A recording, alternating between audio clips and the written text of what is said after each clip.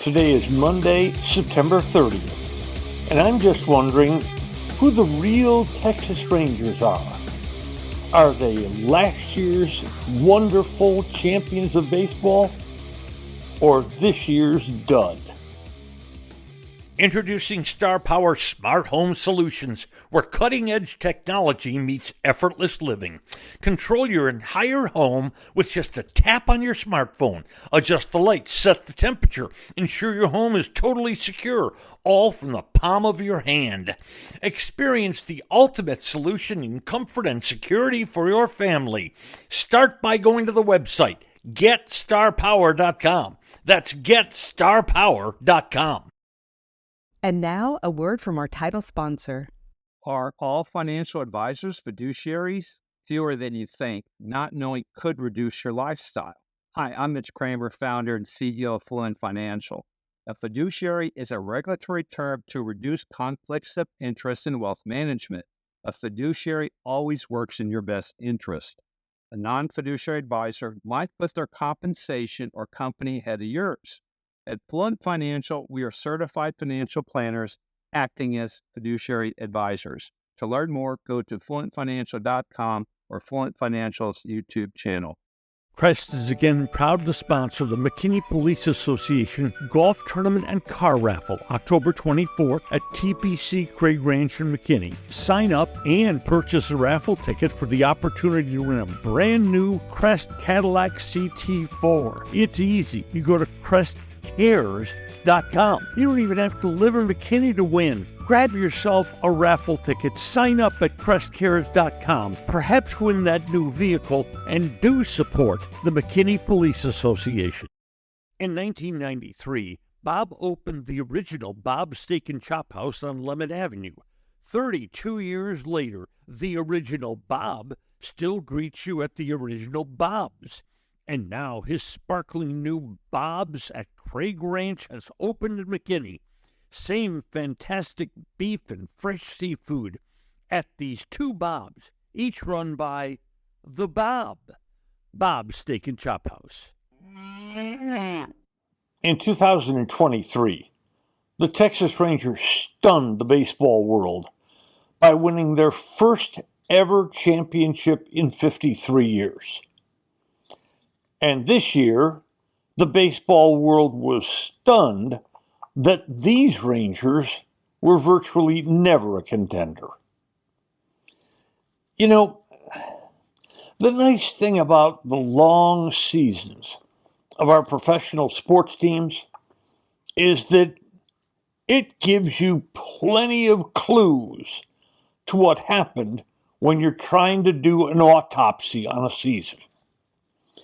When the season began, the Rangers were worried about pitchers, and they should have been. They had to pick up Jose Urena off the street and get Michael Lorenzen to try to fill out their staff. They had hoped that injured pitchers Max Scherzer and Tyler Mahle and Jacob deGrom could make maybe 50 starts during the season. 50. They made 15. And that put pressure everywhere on the staff. And there was hope that Jack Leiter, the former very high number one draft pick, would be able to help this club at some point this year. That never happened. Now, Kirby Yates and David Robertson formed a really good 8th and 9th inning combination. But before them, the people who had to pitch sometimes the 5th, 6th, 7th, that was pretty much a mess all season. And then there were the injuries. The Rangers were always dealing with something. John Gray went on the disabled list and then came off. Went on again, and came off, and went on again. And Dane Dunning got hurt and eventually got demoted to the minor leagues. And Corey Bradford, who started so quickly, got hurt and missed months. And yet, despite all those problems with the pitching staff, their earned run average this year as a staff was 4.37. Last year's staff was 4.28. That's a very scant difference between this year's pitching and last year's pitching. The problem on this club, the offense, stunk. Absolutely stunk. I'm going to give you the major league rankings for offense in 4 categories. And now I know there's some numbers coming up, but I'm not going to drown you in the actual numbers of this season. I'm going to give you ranks where the Rangers ranked last year offensively in some critical areas, and this year offensively in some critical areas. Last year, batting average.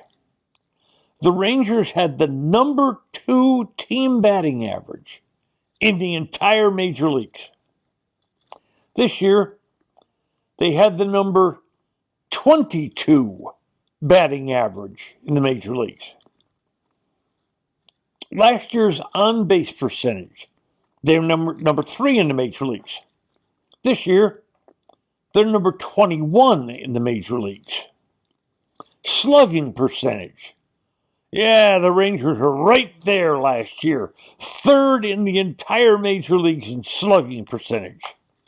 3rd last year, 23rd this year. And finally, runs scored. Oh my God. Last year, the Rangers ranked 3rd in the major leagues in runs scored. This year, they ranked 20th. 20th.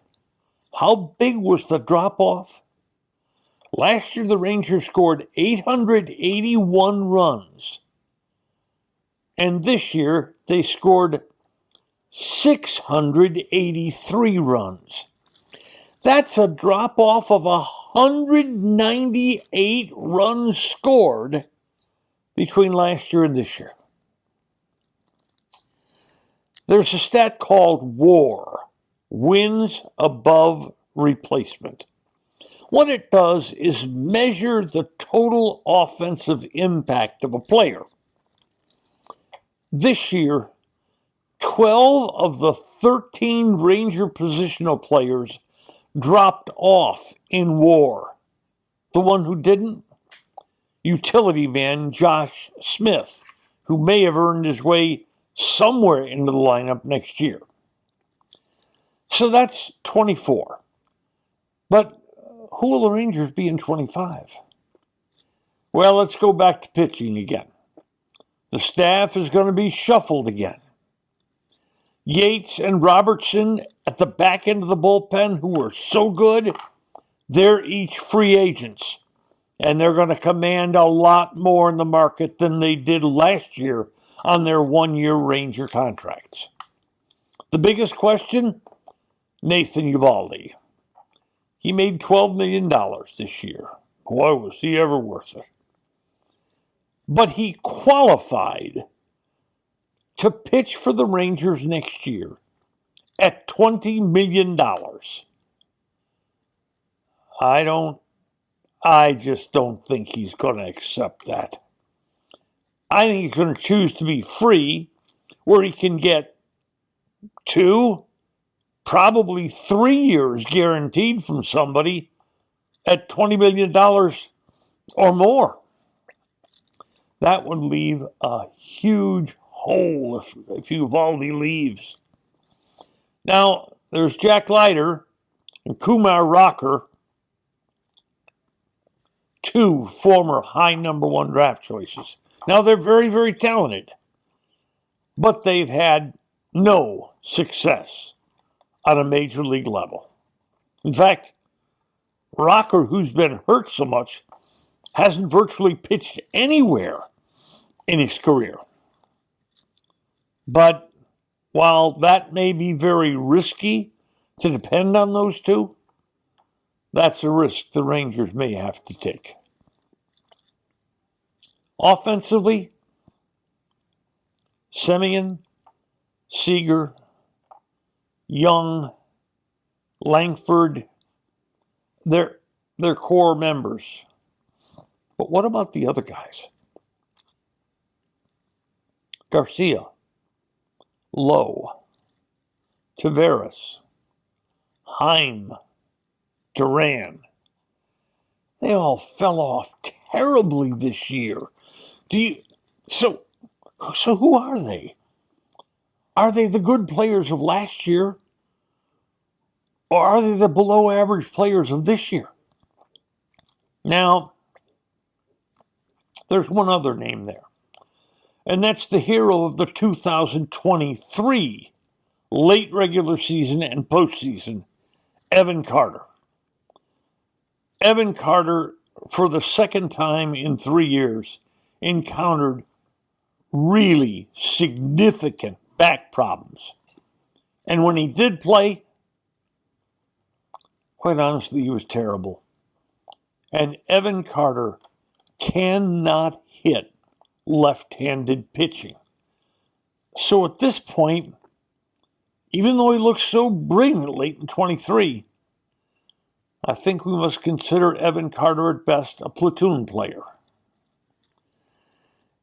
The Rangers seem likely to keep people like Garcia and Taveras and Lowe and Heim, people like that, because their farm system is producing virtually no players to threaten those jobs on a major league level. And because the Rangers are going to try to keep a tight hold on money, it doesn't appear there's going to be any big ticket item coming here. The Rangers are probably going to shop in the bargain basement where they found Yates and Robertson this year. So in 2025, it's going to start with us asking the same question we asked about the 23 Rangers and the 24 Rangers. Who are those guys? Today's episode brought to you by Fluent Financial, Retire Sooner, Better Lifestyle. And by Crest Cars. There's good, there's better, and then there's Crest. By Star Power, love where you live. And by Bob's Steak and Chop House. Thanks for listening to today's episode of Just Wondering with Norm Hitzges. If you enjoyed what you heard, please hit follow, and a fresh new episode will be delivered to you every Monday, Wednesday, and Friday. And if you know someone who might enjoy our work, please share it with them. I'm Norm Hitzges, and I'm always just wondering about something. And I'm Mary Hitchkus, and I'm just wondering too.